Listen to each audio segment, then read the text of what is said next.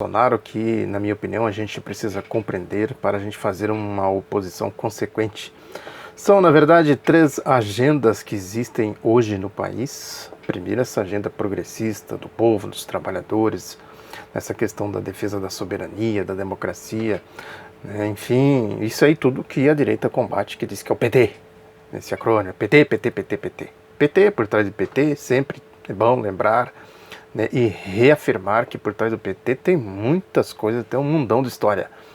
Tem a agenda neoliberal, né, que é essa agenda aí de entreguismo, de privatizar e tal, do ajuste fiscal, né, essa agenda unifica a direita, e tem a agenda fascista, né, que é uma agenda que o grupo dos Bolsonaros aí se isola, né, porque esta outra agenda aí neoliberal procura manter as aparências, né, procura preservar as instituições, a democracia deles, desde que não tenha democracia para o povo, na democracia deles eles querem dar aí uma certa institucionalidade, manter, enfim, o que diz as constituições, né, enfim, o ideal, né, o contrato social, o ideal republicano, esse debate que percorre aí toda a história do pós-Revolução Francesa. Portanto, quando se fala da agenda fascista, sem dúvida alguma que o governo Bolsonaro se isola nessa turma aí, o Bolsonaro, o secto do Bolsonaro, né, esses mais trogloditas, que dá a voz e dá, inclusive, a agenda para esses cachorros loucos, esses doidos que tem por aí, esses malucos, gente desprovida de inteligência, de intelecto, né, enfim. A gente conhece bem o que é o secto aí do Bolsonaro, né? Esses trogloditas, gorilas e tudo mais. Porque é importante a gente, né, demarcar bem as coisas, né? Existe ao longo da história do Brasil como esses comportamentos, né, ideológicos interferiram nas instituições. Evidentemente que isso reflete interesses de classes, mas dentro das classes existem as camadas, né, existem setores, enfim, tem todo um processo aí que a gente precisa considerar, né? Num país tão complexo, qualquer sociedade, enfim, mas num país tão complexo como o nosso, né, essas questões precisam ser levadas, né, rigorosamente em conta quando a gente quer definir uma ação política, uma atuação política, né, mesmo nas Forças Armadas, né? As Forças Armadas no Brasil, eu quero mostrar aqui alguns trabalhos muito importantes para a gente entender o papel das Forças Armadas, que os bolsonaros ficam falando aí dos militares, né? Não dá para dizer que são as Forças Armadas, que são os militares que estão com ele, que estão apoiando essa agenda de doidos, de malucos, né? Mesmo lá entre eles a gente vê divergência, né? Um general com o outro, de vez em quando a gente vê uma faisquinha de um com o outro aí e tal, né? Evidentemente que também na área econômica, que é uma área, né, poderosíssima, tem sim diferenças. O Paulo Guedes, eu até publiquei o vídeo dele aqui da entrevista que ele deu, né, escoiciando jornalistas, né, se dizendo eu sou igual ao Bolsonaro, coisa do tipo, um comportamento de troglodita. Não é um sujeito que deveria ter um mínimo de, né, de compostura. Nessa entrevista ele se comportou como um Bolsonaro nos seus piores dias. É truculento. É aquela história, mesmo em 64, nos generais, né, latrocidas que deram golpe em 64, havia diferença. A turma que veio lá da Escola Superior de Guerra, entre eles havia a facção dos Bolsonaros, né, dos brucutus, dos trogloditas. Existia uma turma lá que procurava mediar mais as coisas, né, que chamava-se a Escola da Sorbonne. Eu já falei disso aqui também, neste livro aqui do Pedro Pomar, que isso aqui foi uma ação muito coordenada, né, da ditadura para fazer a chacina da Lapa, quando ele foi assassinado junto com o Ângelo Arroio, e que foi comandante da guerrilha do Araguaia, um dos comandantes da comissão militar, e o João Batista Drummond, né, aqui eu faço todo uma espécie de radiografia do que eram os conflitos dentro da ditadura, né, dessas linhas, a chamada linha dura, né, o Geisel contra o Emílio Garrastazu Médici, que o antecedeu na presidência da República como ditador-presidente. Isso aqui foi a última matança da ditadura militar, diretamente ligada à guerrilha do Araguaia, né? Por isso que eu sempre recomendo esse livro aqui, é fundamental para a gente entender a história do Brasil, como o Pedro Pomar, ele tinha uma interação muito grande com as questões políticas, com a intelectualidade, né, com as questões militares, com as questões históricas, de classe, etc., né, foi um intelectual, né, sempre recomendo, é importante ler. O Maurício Grabois também, evidentemente, que foi um ativo participante aí dessa corrente política histórica que é o Partido Comunista do Brasil, né, que tem um papel relevante. É impossível contar a história do Brasil do século XX sem dar um papel de destaque para o Partido Comunista do Brasil, mas o livro aqui do Pedro Pomar tem, enfim, uma composição maior para a gente entender, sobretudo essa questão aí das Forças Armadas, dos militares, né? O Maurício Grabois, ao contrário das mentiras do Hugo Studart, um mentiroso, né, vergonhoso, uma vergonha as mentiras que ele conta do Maurício Grabois. Ele foi estudante da escola militar, né, do Realengo. Né, o Partido Comunista Militar não tem nenhuma ligação com as Forças Armadas, ao contrário, né, das mentiras do Hugo Studart. Né, tem sim vários militares que fizeram a opção pelo Partido Comunista do Brasil. Não foi o partido que surgiu dos militares, os militares progressistas, patriotas e tal, muitos deles aderiram ao Partido Comunista do Brasil, inclusive o historiador, que foi general, Nelson Werneck Sodré, né, que produziu uma obra fantástica, né, aí, da história do Brasil, né, eu considero o mais completo historiador do Brasil, explicador do Brasil. Escreveu isso aqui, ó, a história, né, militar do Brasil. Tem aqui um prefácio de um... Deixa eu ver exatamente o que ele é aqui. Que ele é muito interessante o prefácio, porque ele vai fazendo uma distinção clara dos aspectos, né, que não tem o que ele é. O nome dele é Paulo Ribeiro da Cunha, mas ele faz aqui um resumo na quarta capa do livro, que eu vou ler aqui, que é muito interessante, que diz aqui: um outro fundamento importante dessa tese é aquela que chama a atenção para os vários momentos da história do Brasil em que os militares estiveram ao lado do povo. E são muitos: a campanha da abolição e a consequente proclamação da República. Exemplos dignificantes de patriotas são citados em generais como Floriano e Lott, Marechal Lott. As expressões do movimento tenentista e da coluna Prestes, a campanha O Petróleo é Nosso, os movimentos de resistência como o 11 de novembro e a posse de João Goulart, etc. São também exemplos de manifestações progressistas e democráticas dos militares ao longo da história. Mas em seu livro, o autor também não se abstém de analisar criticamente as situações em que os militares se envolveram ou foram envolvidos negativamente: a campanha de Canudos, a chamada intentona comunista, o levante do Partido Comunista do Brasil de 1935 contra o fascismo, né, e suas consequências, a atuação golpista em 1937, o Estado Novo, o Plano Cohen, já falei muito disso aqui também, dos fascistas, né, que conseguiram levar o Getúlio Vargas para o lado do fascismo e deram o golpe do Estado Novo.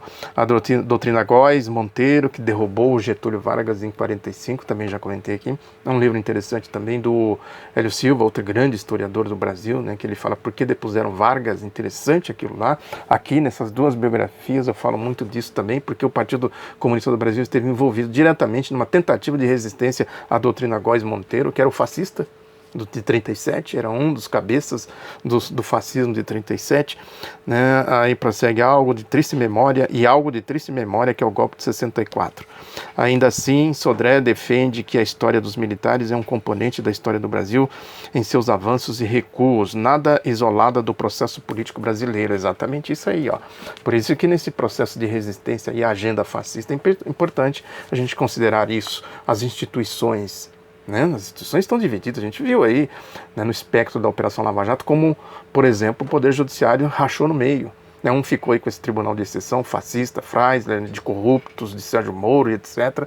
E o outro setor falou: não, vamos segurar aqui a batuta, né? Não vamos deixar aqui esses trogloditas avançarem para cima da nossa institucionalidade. Eu ouvi esse processo. Lógico que os trogloditas ganharam, né, e resultou na prisão covarde, essa insanidade, essa covardia que é a prisão do ex-presidente Lula. E aí entrou a doutrina dos cachorros loucos, né, que é a doutrina da Operação Lava Jato. Quero mostrar isso aqui também, ó. São vários volumes, eu peguei aqui só um para exemplificar, do professor João Cartinho de Moraes, grande figura, né, pesquisador e tal, que ele fala aqui da esquerda militar no Brasil, professor lá da Unicamp, Universidade de Campinas. Agora, é isso, a gente precisa fazer a distinção, quem está com qual setor, com qual corrente política a gente tem que fazer as alianças, né, fazer aí todo, isso é questão de inteligência, né, não ficar com esquerdismo infantil, né, nem também cair em oportunismo, saber exatamente a diferença dessas agendas. O Luiz Roberto Barroso, que é claramente, eu falo sempre dele aqui, o pangaré da Globo, deu entrevistas aí pelos cotovelos, né? É dessa linha claramente de trogloditas aí da Operação Lava Jato, né? Bolsonarismo, morismo, essas coisas todas, né? Mas ele também tem uma forte identidade, né, com essa chamada agenda neoliberal, porque ele tenta, é isso, né, porque o Grupo Globo tenta enquadrar, claramente isso, o Grupo Globo tentando enquadrar o Jair Bolsonaro, o governo Jair Bolsonaro na agenda deles, né, e o Luiz Roberto Barroso, como bom serviçal do Grupo Globo, ele entra nesse jogo. Ele publica um pequeno texto na revista eletrônica Consultor Jurídico, que ele diz aqui que são 3 pactos necessários que são capazes de unir os brasileiros. Olha aí, vamos ver quais brasileiros que ele quer unir. O primeiro pacto, diz ele aqui, que é um pacto da integridade para substituir o pacto oligárquico que tem prevalecido até aqui, um pacto de integridade para elevar a ética geral do país, que envolve algumas regras que ele cita aqui.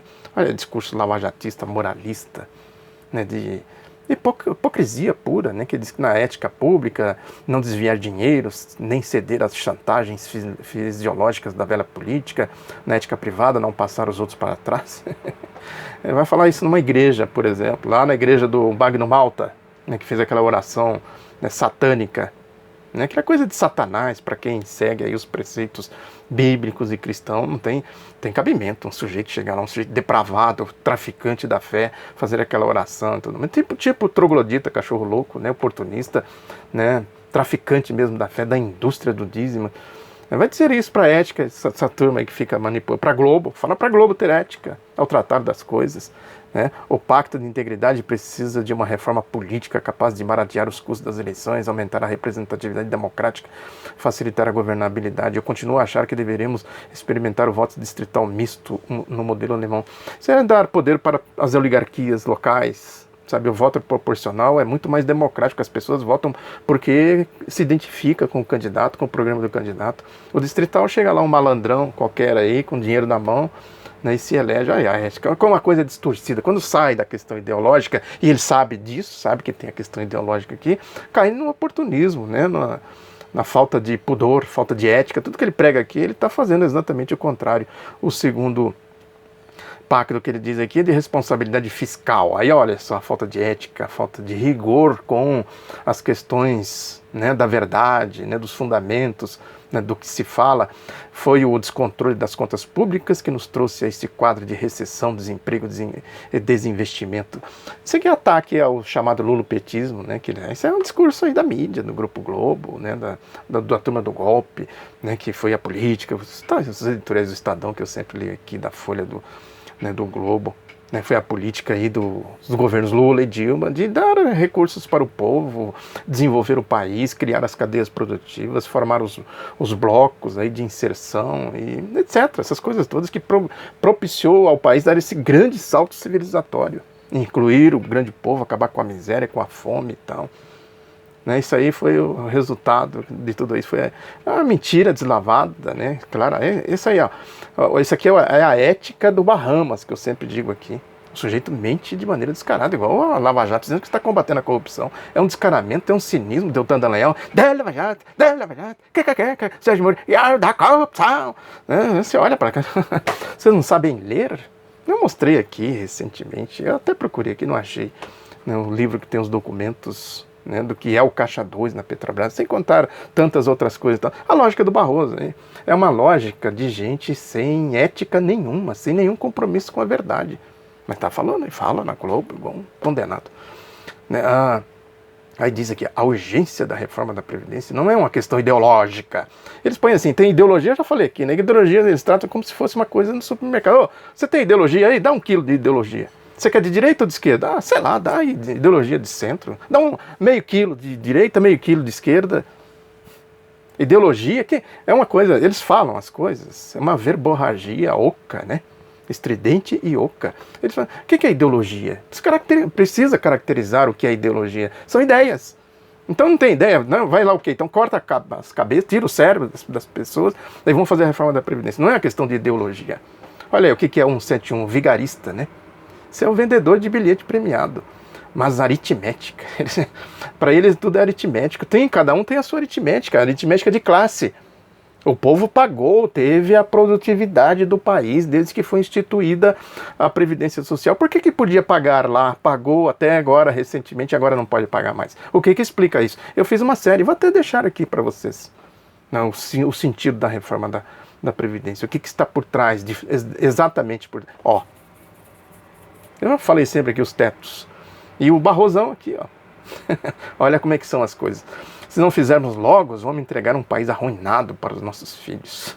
A catástrofe que nos ameaça. Daria um filme. Também é preciso acabar com o aparelhamento político das empresas estatais com gente desonesta. Provavelmente a melhor solução será vender boa parte delas. Aí. Isso é Paulo Guedes, é Bolsonaro, sabe? É Globo, privataria. Né? É verdade isso que ele está dizendo? Não tem um pingo de verdade nisso. Esse aí, ó. E, finalmente, ele diz aqui um pacto suprapartidário pela educação, o terceiro pacto dele, né? Ele diz, quando da sucessão da presidente Dilma Rousseff pelo presidente Michel Temer, a grande discussão entre os formadores de opinião era quem seria o ministro da Fazenda, quem seria o presidente do Banco Central, quem seria o presidente do BNDES. A educação, que todos dizem que é prioridade, entrou no racha geral. Ele está dizendo aqui o seguinte, né, diz, precisamos dos melhores nomes, dos projetos que deram certo pelo mundo afora, precisamos blindar a educação do varejo da política. Tivemos 5 ministros da educação em 4 anos e meio. Não há política pública que resista a essa descontinuidade. O que precisa de investimento, ô doutor? Você não sabe disso? Não sabe ler? Sabe interpretar as coisas? Vive em que mundo? No mundo da lua? Precisa de investimento, precisa de uma política pública para a educação, precisa do pré-sal. Vocês entregaram o pré-sal, fizeram essa papagaiada aí de Lava Jato para destruir. Né? Tem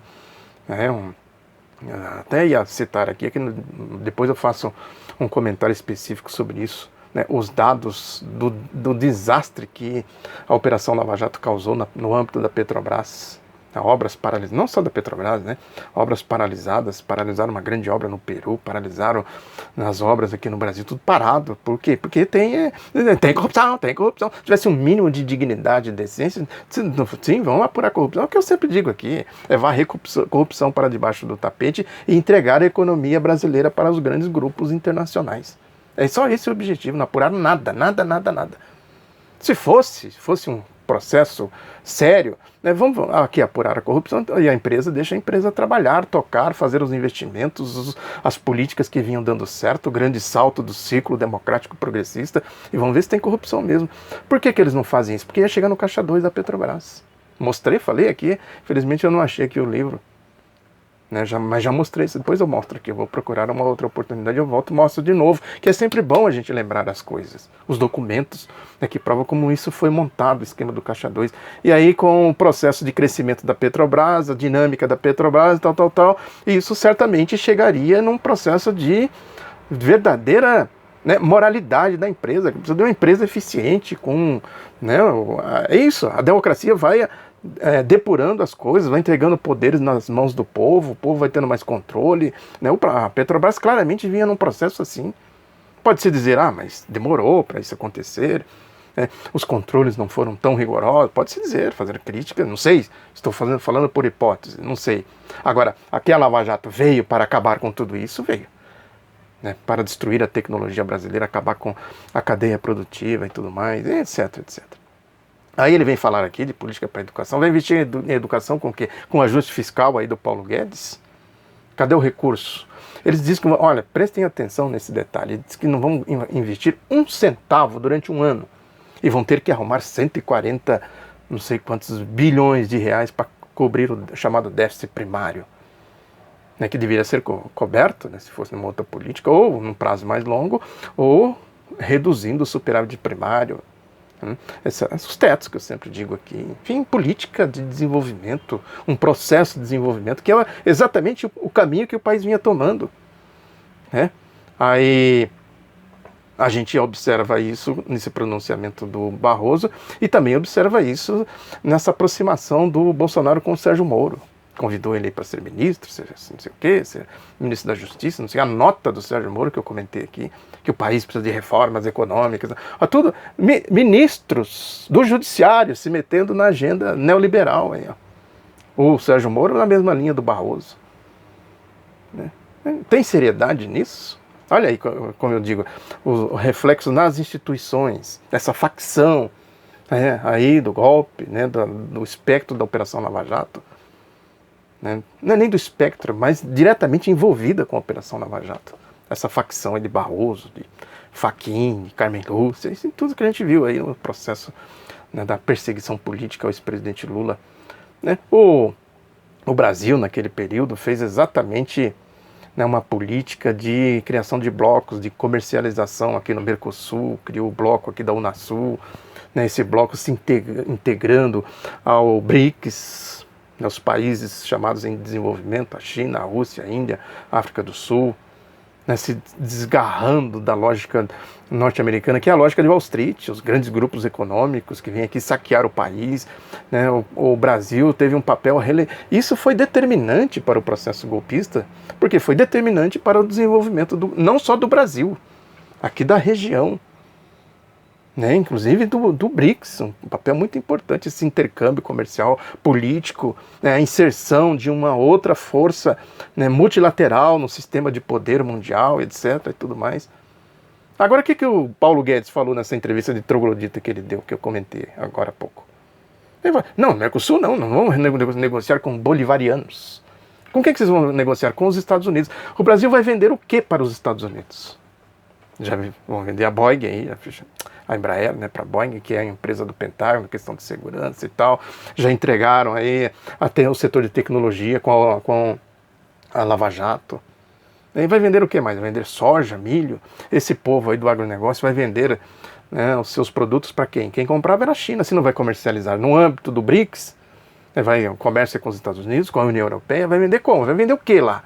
Com qual preço? Se os Estados Unidos competem com esse setor no mercado mundial. E como é que o Brasil vai ter divisas, a questão da balança comercial e tudo mais? Vai bater de novo no FMI. E o FMI vem com a sua receita aqui. Olha aí, é um governo de catástrofe. Podem escrever aí que isso não vai demorar muito, né? Ou seja, é a volta da agenda dos latrocidas de 64, dos neoliberais, da Fernando Henrique Cardoso, né? Com uma situação muito mais complexa, né? E eles vão, tome politicagem, diz que a Petrobras que vai começar a vincular, a veicular, na segunda-feira, dia 29, uma campanha publicitária que tenta mostrar as medidas que a empresa tem implementado para prevenir e combater a corrupção. Será que eles vão falar do Caixa 2, que a Lava Jato varreu para debaixo do tapete? Que, inclusive, parte dessas propagandas foram gravadas, algumas partes foram gravadas lá na Lava Jato.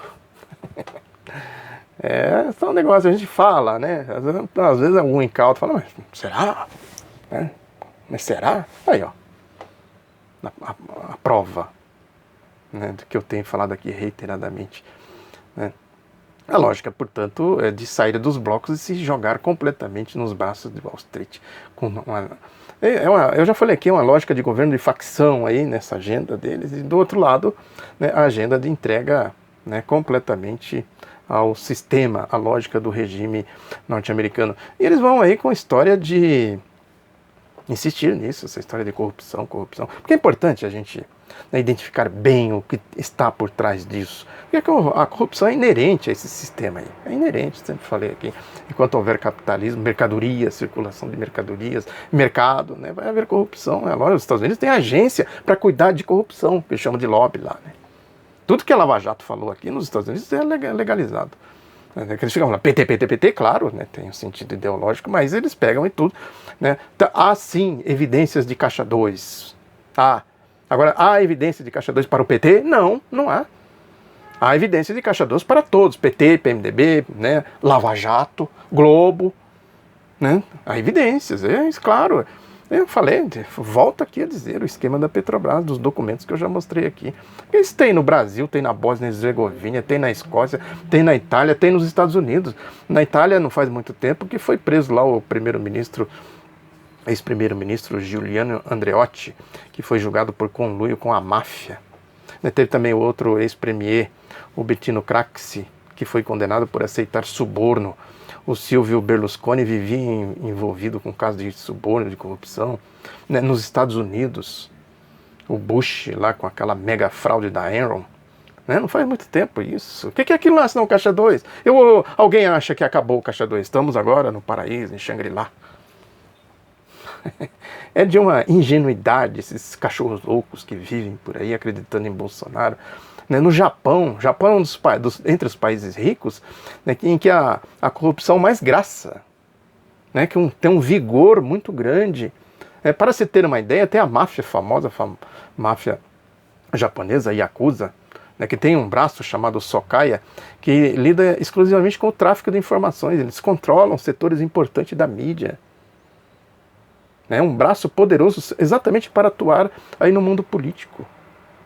E vem falar que prenderam o Lula por causa de um triplex que não tem chave, não tem escritura, não tem conta bancária, não tem nada. E vai Sérgio Moro, e vai Luiz Roberto Barroso falar, não, tem que fazer a reforma da Previdência, tem que privatizar, tem que não sei o quê, tal.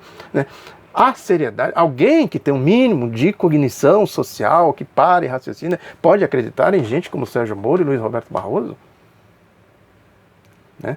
Essa aqui é a questão. O grande problema é que lá na social-democracia, já falei também a história da social-democracia, que tem keynesianismo, que tem muito de marxismo, os benefícios sociais que tem na Europa, que os cachorros loucos vivem elogiando, mas não vão procurar a origem, de onde veio isso, por que tem. Né? Os saltos civilizatórios da humanidade, enfim, as revoluções, etc. Né? O fim do bloco soviético, né, fez com que a direita tivesse uma ascensão. Quando a direita tem ascensão, e tem muito a ver o fim do bloco soviético com o rompimento dos tratados de Bretton Woods pelos Estados Unidos, em meados da década de 70, eu falei aqui que deflagrou esse processo de acumulação financeira e, consequentemente, um poderio político muito grande desse setor do capitalismo. Margaret Thatcher, depois Ronald Reagan, o projeto neoliberal. Isso teve uma influência política, na geopolítica, muito grande, e sem contar os problemas, né, que a União Soviética não conseguiu superar, não conseguiu resolver, históricos. Isso é uma outra questão. O fato é que depois, né, as pretensões, a univocidade do sistema capitalista chegou com força também na Europa. Agora nós vamos resolver tudo aqui com regras capitalistas, nada de socialismo, de social-democracia. O desastre chegou imediatamente, começaram a cortar aposentadoria, cortaram, né, benefícios sociais, etc. O que aconteceu em seguida? Né? A chamada onda rosa, a onda vermelha, né, a ascensão dos partidos mais à esquerda, da social-democracia e tal. Agora eles chegaram lá com qual força? Nenhuma força. E começaram a fazer o quê? A ceder, e cedendo, né, a agenda neoliberal, né, da privatização. Aí o povo não identificava quem era de esquerda, quem era de direita. Como a direita tem um processo político mais tem ainda um processo político mais definido, né, o que acabou acontecendo foi que criaram essa onda de corrupção. Ou seja, o resumo é que lá na Europa a esquerda não conseguiu resolver os problemas fundamentais da crise. No Brasil conseguiu, com os governos Lula e Dilma. Olha a diferença. Agora, o recurso usado lá contra a esquerda foi o mesmo usado aqui. Né, o problema é que prenderam lá e tal, só que aqui tem um outro processo da geopolítica, né? Aqui é um país ainda bem atrasado, com potencial, né, de riquezas naturais gigantesco, tem todas as características brasileiras que a gente sabe. Né? Portanto, é preciso que a gente considere todos esses elementos, a complexidade do Brasil, nessas três agendas que eu falei aqui, né, para que a gente faça aí os movimentos políticos, táticos e tenha uma oposição realmente consequente ao que se anuncia aí com o governo Bolsonaro. Muito obrigado pela atenção, divulgue o Outro Lado da Notícia, um abraço e até a próxima.